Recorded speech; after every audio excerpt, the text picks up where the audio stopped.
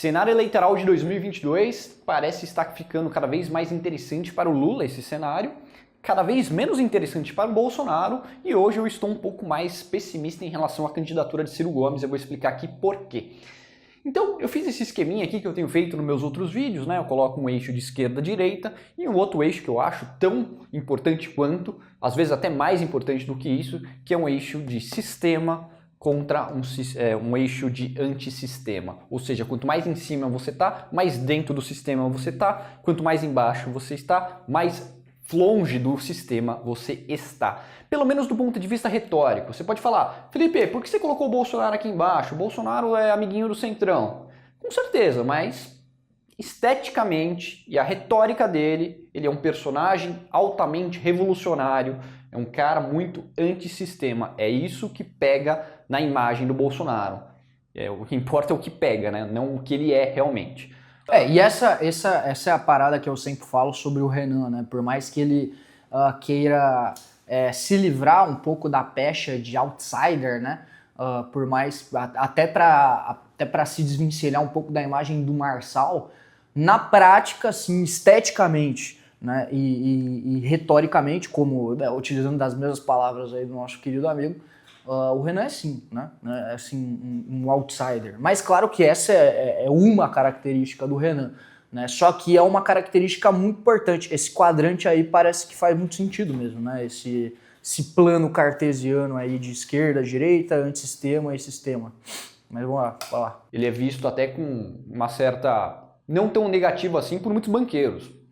Contanto que ele seja Lula 1. Se ele for Dilma, daí o pessoal começa a ficar meio incomodado. Mas se ele for Lula 1, o pessoal abraça sem problema nenhum. Legal? Então, eu acho que essa próxima eleição de 2022, eu acho que ela pode se parecer muito mais com a eleição de 1989. Lembra dessa eleição? Foi o ano que eu nasci. Olha que legal.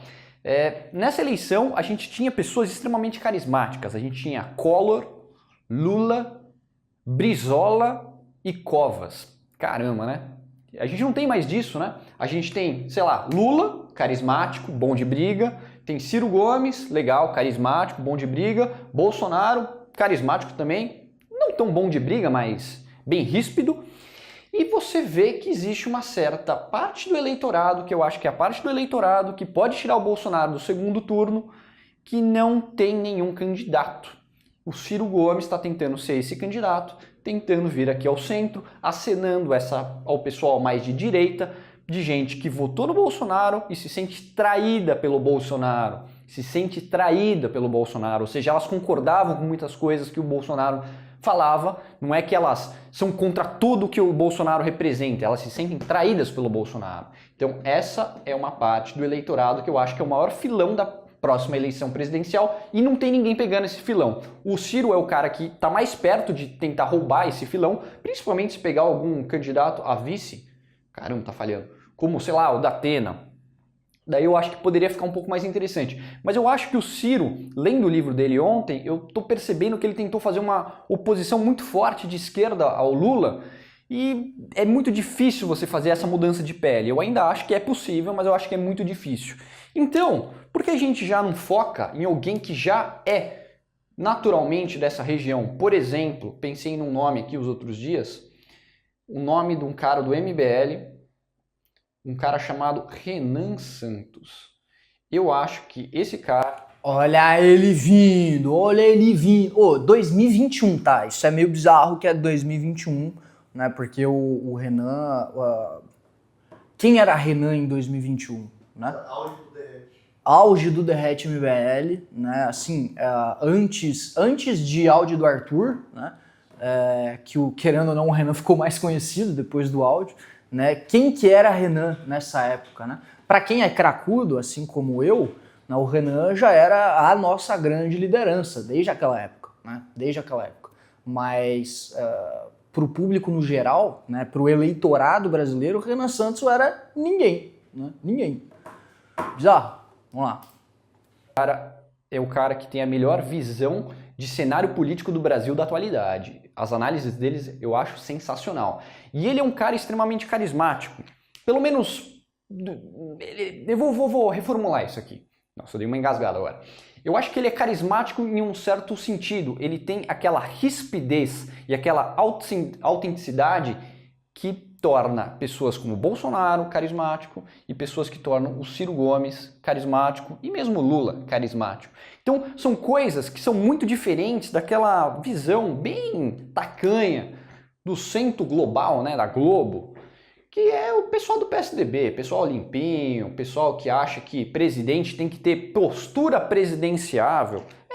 Que é basicamente o que a imprensa clamava quando eles falavam de uma terceira via e inclusive nas análises deles, né?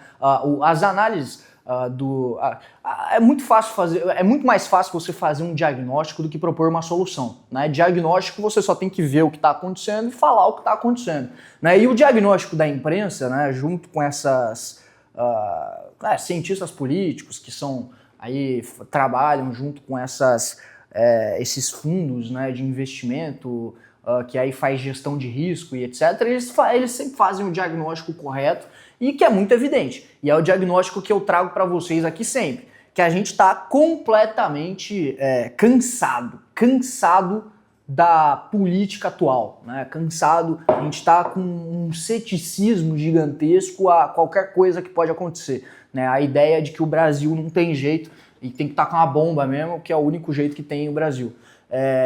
E aí o diagnóstico, né, é esse, porque, cara, você olha as pesquisas qualitativas, você sai na rua, você vê esse fenômeno da polarização justamente como um fenômeno de resposta a não querer eleger o pior, né? A querer escolher o menos pior para se ferrar menos, né? Basicamente isso que é a polarização.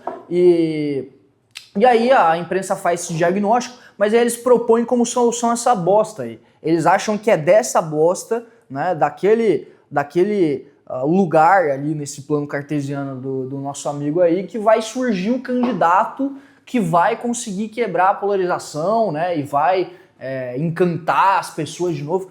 Mano, me poupe, velho, me poupe. Isso é óbvio. É óbvio que não é esse cara, né? Esse cara a lá Geraldo Alckmin, né? A lá FHC. Esse cara, esse cara nunca mais vai ganhar nada no Brasil, eu acho, pra ser sincero, na presidência da República, tá? Mas bora continuar.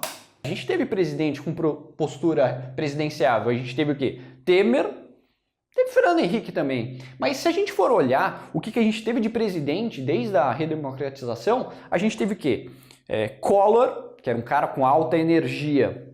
A gente teve Fernando Henrique Cardoso, esse é um cara que tem um pouco menos de energia, mas mesmo ele sabia dar o coice quando pisavam no calo dele. A gente teve Lula, alta energia. A gente teve Bolsonaro, alta energia. E a gente teve Dilma, que é o único caso que eu acho que é um pouco diferente, mas a Dilma tinha a máquina do PT por trás. Ou seja, o candidato do PT não precisa ter alta energia, porque ele tem a máquina do Lula e do PT por trás. É a máquina eleitoral mais forte do Brasil, na minha opinião, ainda é o PT. Mas qualquer candidato que não seja o PT precisa ter alguém com muita energia. E precisa ser uma pessoa que dialoga com o cidadão comum. E eu acho que o Renan tem muito esse potencial. Então, eu falaria para tentar colocar alguém como o Renan Santos como candidato da direita independente para tirar voto do Bolsonaro. Muita gente vai falar assim, Felipe, o Renan não tem experiência política, né? Nunca teve nenhum cargo político. Realmente. Cara, isso óbvio, né? É a primeira coisa que ele tá falando. Pra você ver, cara, como que... Isso é um negócio que me dá raiva, velho. Porque, às vezes, as pessoas, elas vivem um constante efeito Dunning-Kruger, né? Que é aquele efeito que você acha que sabe das coisas, mas não sabe. Principalmente quando o assunto é política, né? Principalmente. E aí as pessoas, elas ficam jogando esses argumentos, que são os argumentos mais óbvios do mundo, né? Qualquer um pensaria nessa bosta. E ele fala como se ele estivesse sendo um gênio, né? Ah, mas o Renan não tem experiência política. Tipo, cara, é sério? Você foi... você conseguiu pensar nisso, assim? Essa é a sua genialidade? Tá aí, a primeira coisa que ele falou já é isso. Em 2021. Em 2021, exatamente, em 2021. Esse é um corte do nosso canal de cortes. Para assistir o vídeo completo, clica no link abaixo para ir para o nosso canal principal.